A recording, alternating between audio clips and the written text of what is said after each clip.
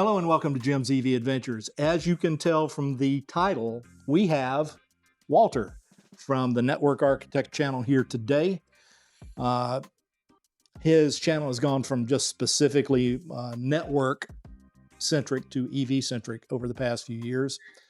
He produces recurring data from the North American DC Fast Charge Network Alternative Fuels Database in a series called the North American DC Fast Charge Weekly Update. I highly encourage you to watch that. He does deep dives on IONNA, Pilot Flying J, Mercedes-Benz, and a few others on his website or on his channel over the course of time. He's known in the EV community as a meticulous tracker of new charging stations, and some of the time he's the mystery man that's spotting these things and spotting the permits, but he doesn't take credit for that. If you'll remember, just a few weeks ago, I was here at this very same charging site that we're at now, the Mercedes-Benz in Lake Nona with Landon, and he did a very good series on that. Now, Walter and his wife both own Ultium-based EVs now, the Cadillac Lyriq and the Chevrolet Equinox. He also does emphasis on real-world road tripping.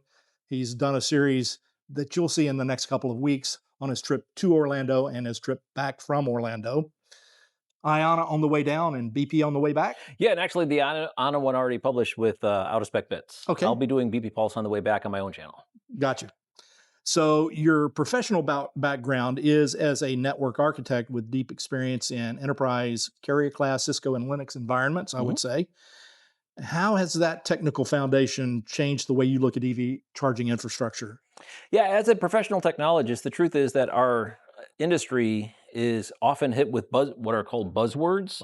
And one of the things I feel as though I bring to the table is the ability to parse what a buzzword's flash in the pan will actually look like in the future, because I've seen this cycle happen so many times. Right. You know, it wasn't so long ago we were thinking blockchain was going to obliterate the common marketplace in the United States, and places like this shopping mall were going to go out of business, but that didn't happen.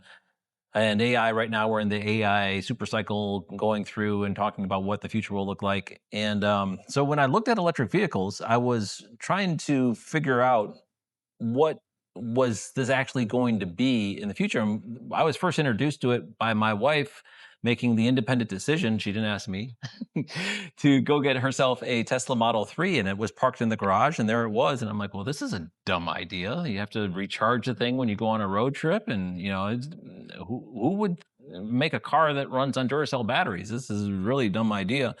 So that's really the first introduction. And then I just did my whole, you know, I think in any profession that you're in, you're going to carry some baggage into your daily life. And for me, it's the whole assessing the technology, periscoping or telescoping into the future. Right. So again, your channel focused primarily on technology to begin with, and now it's pretty much 100% EV centric. Yeah. I've seen a couple of things you've done on, like your electric lawnmower and a couple of things over the past few years. Yeah, the electric lawnmower did very well, and it was a super cheap lawnmower, and it's still working. I'm still cutting grass with it. I do too. I cut grass with an electric all the time.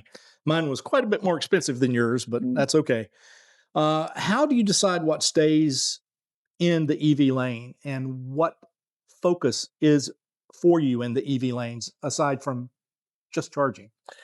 So what I found was that the content was getting consumed, and I was actually being able to be a contributor to the EV community, bringing some technical skills I have that were otherwise absent, and the ability to just, so for the main thing that my channel is known for is the weekly DC fast charger update.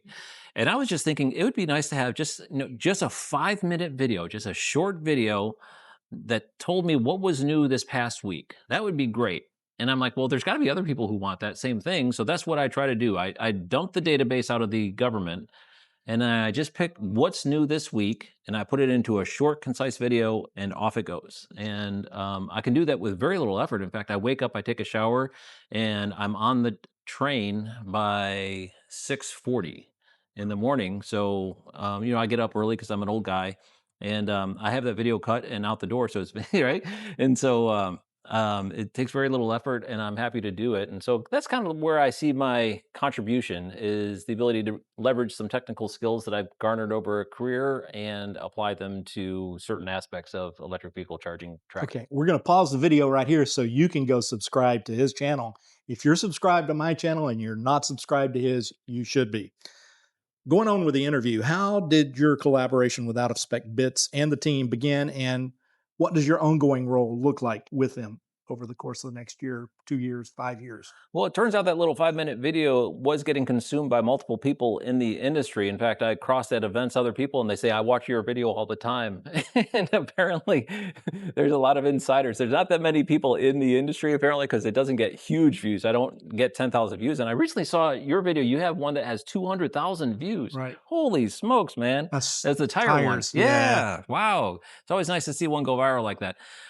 So this one normally stays around 1,000 to 2,000 views, not that much, but there's a lot of people who are industry insiders who watch that little thing in order to just kind of nerd out on the what's new this week What's thing. new? Yeah. And one of which was Kyle Connor, and he actually reached out to me and asked to make content for Out of Spec Bits, and I was happy to do so. My personal opinion, the Out of Spec Studios team are very noble in their mission, Right. and they're motivated not just to be YouTube flash in the pan content creators, but they're actually helping with the transition to electrification of transportation in the United States in a noble mission that I'm happy to join too. And so once a week I create, instead of a short, succinct 5-minute video, I kind of expand it with more in-depth discussion on actually what's going on. So there I'm able to expand out. You also have a bi-weekly update with another group of people. I do, yeah. We're in holiday right now, summer holiday, but the Coast to Coast EV YouTube channel, or Steve at the Plug and Play YouTube channel has the Coast to Coast live stream every 2 weeks, which has also been a mainstay. I greatly appreciate being a participant of that. Okay, so I know that we've talked about this offline. You primarily pull your data from the Alternative Fuels Data Center, but do you ever pull data from PlugShare? And what's the difference between the two? Yeah, so I could do plug share sweeps, which basically entails clicking on every icon and assessing. And that sounds tedious. And yes, it's tedious, but I'm a type A person and it kind of leans to my technical personality, I guess. And I sweep plug share manually, probably about once a week, once every other week. Several times a month in order to garner information. There's a way with something called PlugShare for Business where I could do that automatically with an API, but the cost for that is a little prohibitive. Yeah. So when I found the Alternative Fuels Data Center database able to spit out a comma separated variable file on demand, basically all my problems were solved from there. And I realized the data is pretty dirty, but if you're just looking at what's new this past week, you get a pretty good sense. It's not perfect, but you get a pretty good sense for what's new in the past week. And that's basically what I use it for. And it seems to work well for that. So you've done deep coverage on IONNA and Flying J, several other sites. And then there's Walmart Energy, which Landon covers extensively. I love watching. Yeah. Because if I had to do what he does, it would be over. Yeah. I love Landon's videos. I don't have the energy he does as a young man. It's amazing. Yeah. So, and I don't like to compare networks and I don't like to compare who's winning because as these networks, exactly, we're the winners. But what do you think about the comparison between IONNA and Walmart?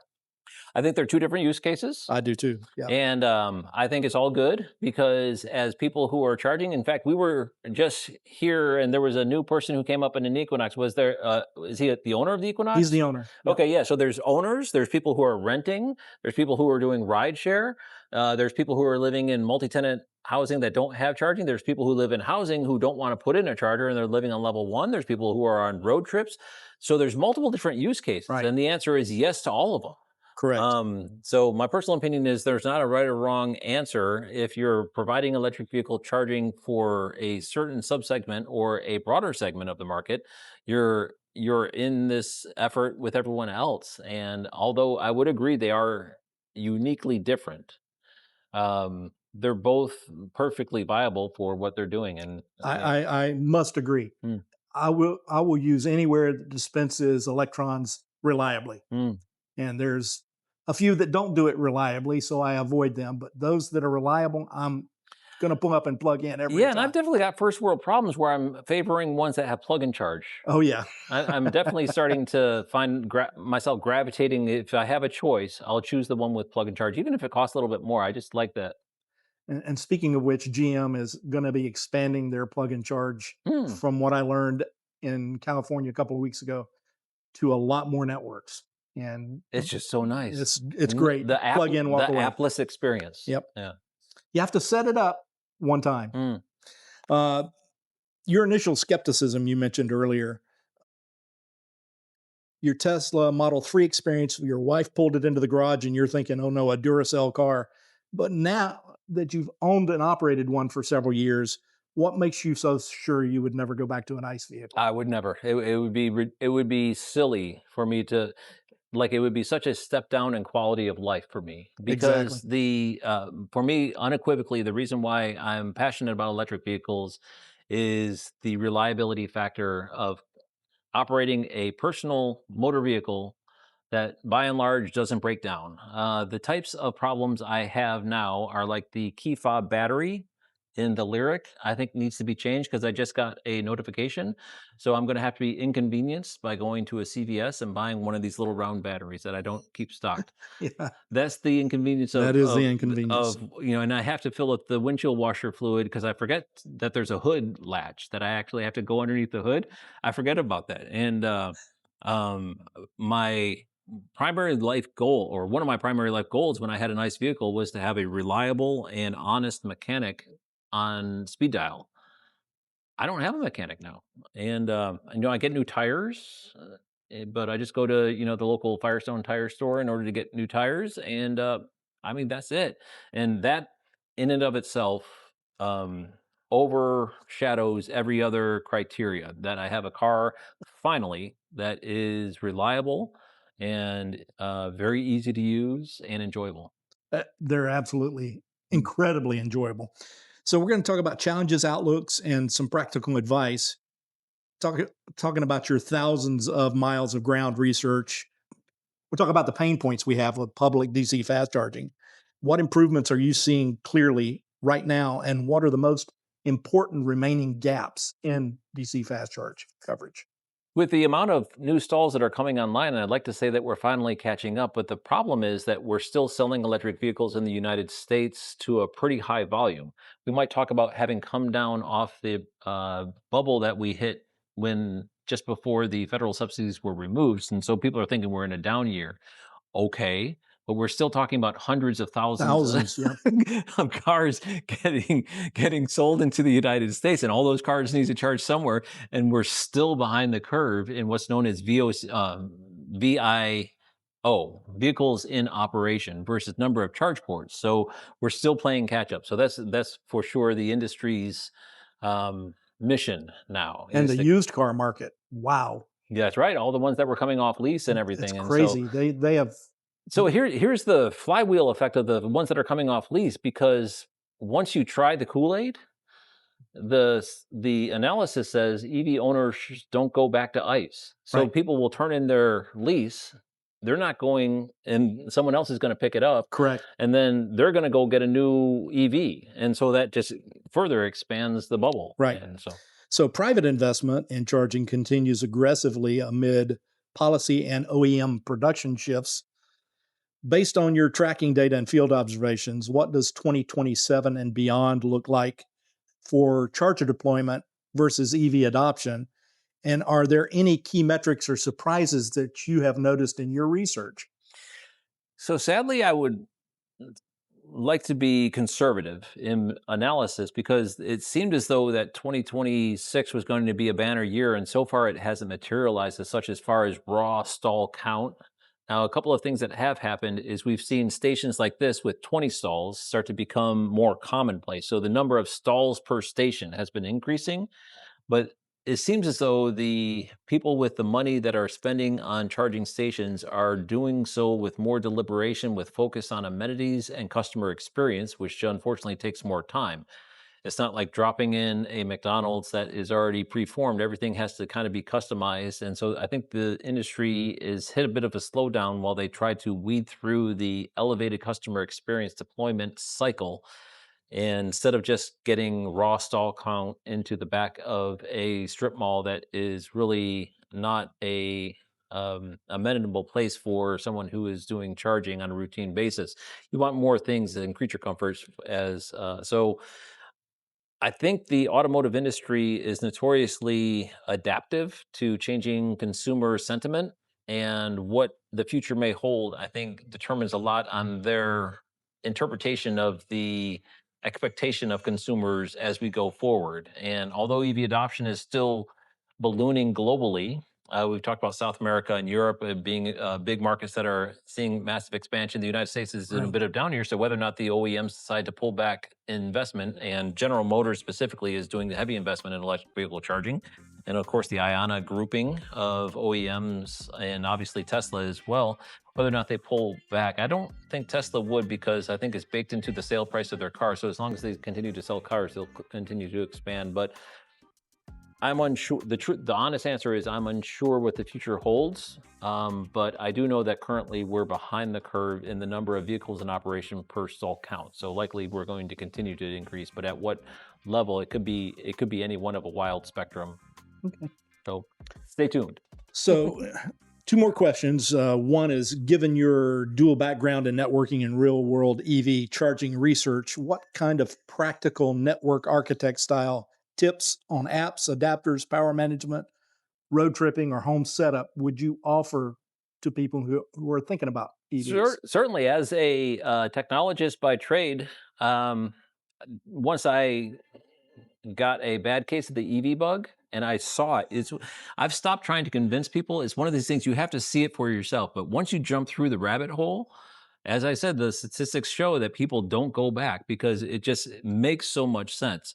And once I was finally through the rabbit hole and I was looking through on the other side, I was trying to figure out how to nerd out my garage with all kinds of electric vehicle charging. And I wish I didn't do that, because we actually have two level 2 circuits in our garage. Right. You have two Two, vehicles. yeah. Do you have two chargers? Yes, we do. Do you use them both? Yes, we do. Yeah, so we do use them both, but we don't need more than one. I would say, because on a routine basis, we only need to charge the car once or twice a week. I'm every day. Oh, are you? Oh yeah, I drive over 100 miles a day in the Dang. Bolt, and then my wife's driving about 75. Okay. So hers is about every other day, but mine is every day Yeah. to keep Okay. it in that 20 to 80 range. I would say in general, if that's not your use case where you're over 100 miles a day on a routine cycle, you could easily get by with just one. One, yep. And if your commute is 20 miles a day or less, you could probably get by with level Level one. one, yeah, absolutely. And so I would say anyone who's new, at least try level one only until you invest in a level 2 charger. You think I have to get it in order to survive. You don't have to get it in order. You could rely on DC fast chargers and level one. And then if it feels as though it's a convenience factor and you're going to be staying in your house and you have the ability to do so, then look at options for level 2. That And would I'm basically- noticing also in the new car spaces that they're starting to offer level 2 installations again with a lot of car purchases. So that takes the expense out of your pocket and puts it back in. Yet, if you to talk about charging infrastructure, I think the largest amount of charging infrastructure expansion is garages in people's houses. Yes, Everyone is putting in a charging stall in their garage. And most people have it and don't know it. Mhm. So Either a dryer outlet or Right. something. but make sure you upgrade it to an EV plug, Mhm. because those are The important. continuous load. Yep, continuous load. Okay, so final question. What's next for the Network Architect channel and your contributions to Out of Spec Bits? Are there any specific deep dive topics, series, or undercover angles in the EV charging technology world that we need to know about? Can you hint at them? And do you see any independent creators like yourself?